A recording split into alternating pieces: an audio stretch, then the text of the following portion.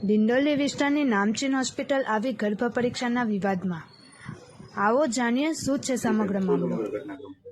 ઘટનામાં એવું છે કે આ મારા અસીલન છે અને એમને પ્રસૂતિનો સમય હોય અને એમને મહિના હોય એટલે એમની બેનપણીએ એક શીતલ નામની બેનપણીએ એમને ડૉક્ટરનું જણાવેલું કે આ ડૉક્ટર સારી ડિલિવરી કરાવે છે અને અનુભવી છે એમ કરીને બેનનો સંપર્ક સાધેલ. બેને ડૉક્ટરનો સંપર્ક સાધેલ અને ડૉક્ટરના ત્યાં ગયા તો ડૉક્ટરે એવું કીધું કે અમારા ત્યાં ડિલિવરી કરાવો તમે તો તમને અમે લિંગ પરીક્ષણ પણ કરી આપશું અને જો બાળક આમ તેમ હોય કંઈ પણ હોય તકલીફ તો તમે કહેશો તો ગર્ભપાત પણ કરાવી આપશું એમ કરીને ડૉક્ટરનો સંપર્ક સાધેલ.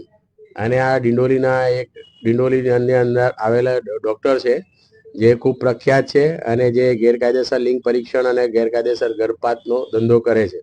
અને આ બેન સાથે આવી ઘટના બની એટલે બેને 24/11/2024 રોજ લિંબાયત પોલીસ સ્ટેશનમાં અરજી કરી. આ ડૉક્ટરે જે રિક્ષાવાળાનો નંબર આપેલો તે રિક્ષાવાળો અને આ ડૉક્ટર વિરુદ્ધ અને એની તપાસ ડી સ્ટાફ ચોકી છે, જૂની ડી સ્ટાફ ચોકી, તેમાં રવિકાંત ક્રિશ્ચન કરીને પોલીસવાળા છે એમણે તપાસ કરેલી અને પેન ડ્રાઈવ અને ઓડિયો બધા જ પુરાવા આપેલા હોવા છતાં કોઈ ગુનો નોંધેલ નહીં.